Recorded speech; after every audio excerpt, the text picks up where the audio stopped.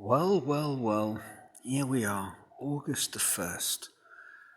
It's just whizzing by 2022, which is fine. David is not whizzing by. I'm making progress, but it feels glacial.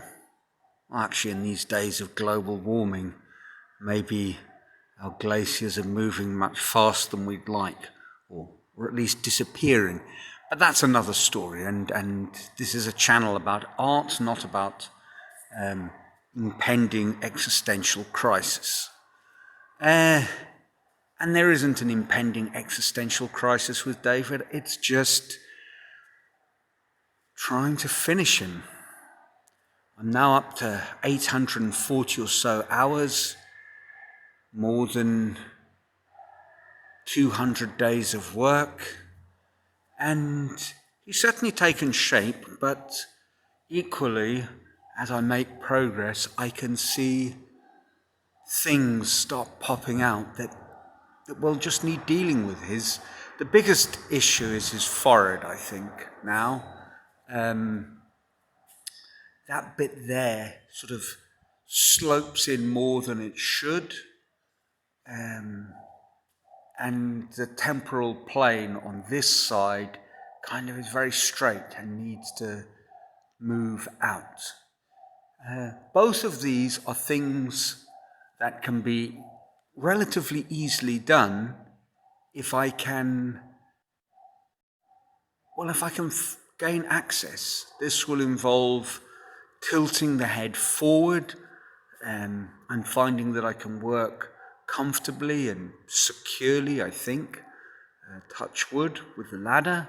And as we look at it, the ladder gives me access more or less to the height of the ears. So to get to the top of the forehead will require tilting him forward. And I think that's doable. It won't be easy. I guess I will have to secure the top of the head, then loosen the central cord and sort of see if that will do the job. I think it will. Let me give you a look at the back. I think I've got that curve looking much more realistic. Come round here, and there one can see, maybe, I'm not sure how clear it is, but there's the sort of bulge on the back of his head, and then there's a second bulge of hair on the back of his neck. And so there needs to be some kind of demarcation between that, and that's over there. Can you make it out? I'm not sure. Well, that's the problem of filming with all this visual interference. There's nothing I can do about that, other than creating a backdrop curtain, which eventually will be necessary, either that or having him closer to a wall. But both of these are things that will happen later in the game. So that's it. I continue.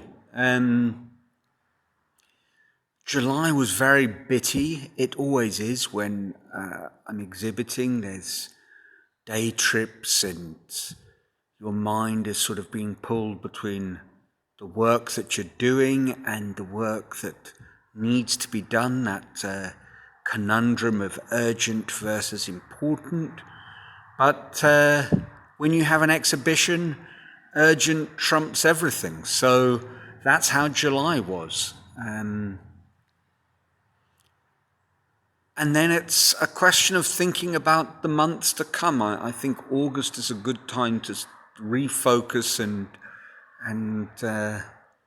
take stock of what actually needs to be done in the remainder of the year. And in this case, it's asking myself the very important question. I'd like to do some more exhibiting, and there's a couple of possibilities, and they will suggest different lines of work, different velocities of work on David, for example. If David is going to be exhibited, and there's a possibility of that, then it's full steam ahead.